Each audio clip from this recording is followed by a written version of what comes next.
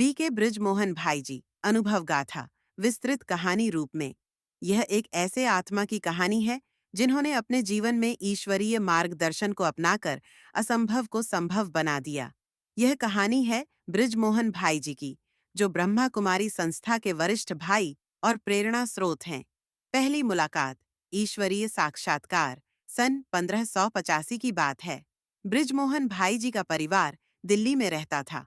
सबसे पहले उनके पिताजी श्री जगदीश आनंद जी ईश्वरीय ज्ञान में आए।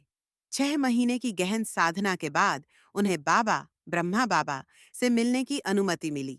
लेकिन बृजमोहन भाई और उनके छोटे भाई को यह अनुमति नहीं मिली, क्योंकि उनके 6 महीने पूरे नहीं हुए थे। फिर भी उनके हृदय की उत्कंठा इतनी प्रबल थी कि उन्होंने बाबा को टेलीग्राम भेजा, हम भी इसी परिवार के सदस्य हैं, हमें भी साथ आने की अनुमति दी जाए। बाबा ने उनकी इस भावना को स्वीकार करते हुए विशेष केस में अनुमति दे दी। जब उनका परिवार पहली बार 1955 में कोटा हाउस, वर्तमान सर्किट हाउस, में बाबा और मम्मा से मिलने पहुंचा, उनकी उत्सुकता चरम पर थी। छोटी सी जगह में बैठकर वे सोच रहे थे कि उस तन की झलक कैसी होगी जिसमें स्वयं परमात्मा आते हैं। जब बाबा और मम्मा दो चंदन की सुंदर सैंडलियों पर विराजमान हुए, उस समय उनकी दिव्यता और आकर्षण ने बृजमोहन भाई के मन को मंत्रमुग्ध कर दिया। आत्मिक अनुभूति, शरीर का भान मिटा सभी बच्चों को बाबा और मम्मा की गोद में बैठने का सुअवसर प्राप्त हुआ। जब बृजमोहन भाई बाबा की गोद में पहुंचे, उन्हें ऐसा महसूस हुआ जैसे शरीर का कोई बोझ ही नहीं है, केवल एक हल्की सी चेतना रह गई है। फिर मम्मा की गोद में गए, जो और भी अधिक स्नेहिल और शक्ति से भरपूर अनुभव थी। जब समय पूरा होने पर मम्मा ने पीठ थपथपाई। वे उठे तो सही, लेकिन दोबारा उनके पास जाकर बैठ गए। वह अनुभव उनके जीवन का पहला ऐसा दिव्य अनुभव था जो जीवन भर उनके साथ रहा। बाबा का मार्गदर्शन, लौकिक और अलौकिक सेवा।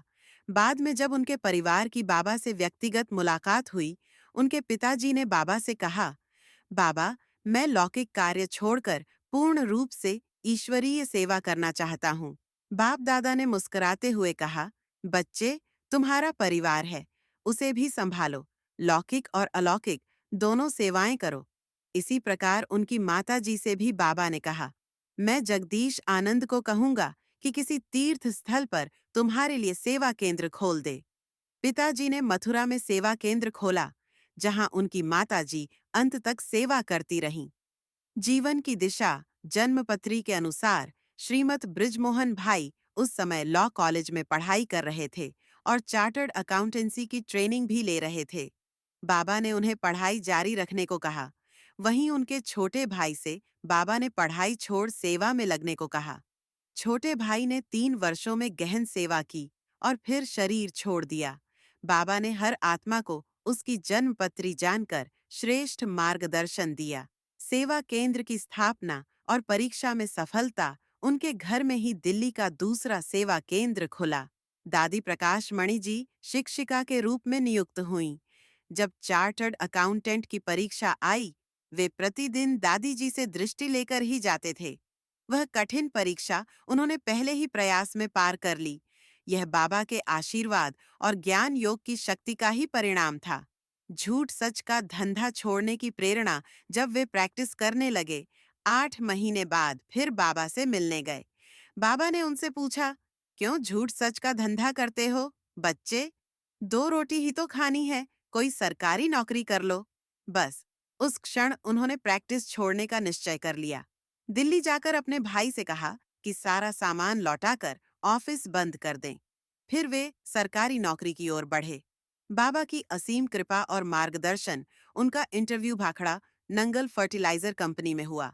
जवाब सही न देने के बावजूद वे चुने गए, क्योंकि उन्होंने तनख्वाह का प्रश्न आने पर कहा, जो आप दे देंगे। बाबा की श्रीमत का प्रभाव ऐसा था कि बाद में उनकी तनख्वाह भी स्वयमेव 1.5 गुना बढ़ा दी गई। बाबा का वचन था, जो बच्चा विशेष आज्ञा पालन करता है, उसे मैं जीवन भर मदद करता हूँ। वे इसका जीवंत प्रमाण बने। बाबा का विमान वाला आशीर्वाद। एक बार उन्होंने कार खरीदी, लेकिन उसका बंधन उन्हें महसूस हुआ। बाबा से पूछा, बाबा क्या बेच दूं? बाबा ने कहा, बेच दो, सतयुग में विमान मिलेगा। उन्होंने तुरंत कार बेच दी। पहली तनख्वाह की अद्भुत शिक्षा, पहली तनख्वाह उन्होंने बाबा को भेज दी। बाबा ने वह लौटा दी और कहा, अपने आप इसे सेवा में लगाओ। ऐसी निष्काम भावना और संस्था का आदर्श देखकर उनका मन गदगद हो गया। बाबा मम्मा के साथ घनिष्ठता और सैर, वे अक्सर बाबा मम्मा के साथ सैर पर जाते थे। रास्ते में बाबा सभी को याद दिलाते थे, शिव बाबा याद है। हाथ पकड़कर चलने का वह सौभाग्य उन्हें और उनके परिवार को कई बार मिला। सैर के दौरान भी केवल ज्ञान की बातें होती थीं। निष्कर्ष, यह अनुभव गाथा बताती है कि जीवन में यदि सच्ची श्रद्धा, आज्ञाकारी भावना और सेवा का भाव हो तो परमात्मा का हाथ सदा साथ रहता है। ब्रिजमोहन भाई जी की जीवन यात्रा बाबा की श्रीमत और समर्थन का साक्षात उदाहरण है। उनका जीवन हमें सिखाता है कि सच्चा सुख और सफलता केवल परमात्मा के मार्गदर्शन को अपनाकर ही मिलती है।